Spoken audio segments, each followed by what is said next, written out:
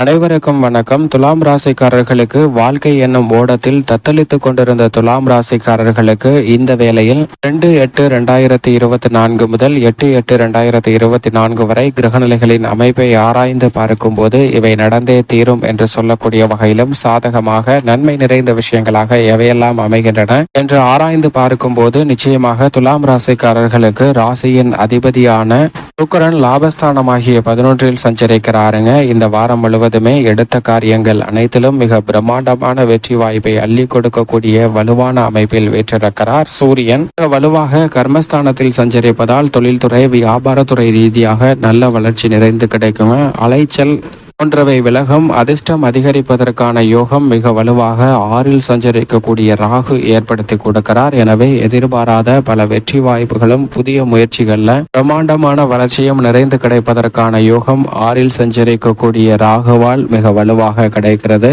எந்த விதமான சிரமங்கள் வந்தாலும் அவற்றை ஒரு கை பார்த்து மிக வலுவான முன்னேற்றத்தை துலாம் ராசிக்காரர்கள் நிறைந்து பெறுவதற்கான யோகம் உண்டு என்பதை ராகு உறுதிப்படுத்துகிறார். பஞ்சமஸ்தானத்தில் சஞ்சரிக்கக்கூடிய சனி வக்ரம் பெற்றிருந்தாலும் உத்தியோகம் தொழில் ரீதியாக பெரிய அளவில் பாதிப்பு சந்திக்க வேண்டிய சூழல் இல்லை என்பதை திட்டவட்டமாக உறுதிப்படுத்துகிறாருங்க. வித்யாகாரகரான புதன் கர்மத்தில் வக்ரம் பெற்றிருந்தாலும் சிரமங்கள் பெரிய அளவிற்கு இல்லாத ஒரு சிறப்பான தருணமாக தான் அமைகிறது என்பதை திட்டவட்டமாக உறுதிப்படுத்துகிறார். சந்திரன் 4ஆம் தேதி முதல் வளர்பிறை சந்திரனாக வலம் வரப் போகிறார். மேலும் குறிப்பாக லாபஸ்தானத்தில் சஞ்சரிக்க போகிறாருங்க. எனவே நீங்கள் எதிர்பார்க்கக்கூடிய நல்ல வெற்றி வாய்ப்பை சந்திரன் உருவாக்கி கொடுக்கிறார் துலாம் ராசிக்காரர்களுக்கு. ஆனால் சாதகமற்ற அமைப்பாக பார்க்கப்படுவது அஷ்டமத்தில் முழு சுபகிரகமான குரு இருப்பதை விட அவருடன் இணைந்து செவ்வாயும் சஞ்சரிக்கிறாருங்க. 2 மிக முக்கியமான கிரக நிலைகள் அஷ்டமத்தில் வீற்றிருப்பதால் பல்வேறு வகையான தடைகளை சந்திப்பதற்கான சூழல் வலுவாக உண்டு. எனவே எதை செய்தாலும் பொறுமையும் நிதானமும் மிக முக்கியமாக தேவை. இதை விட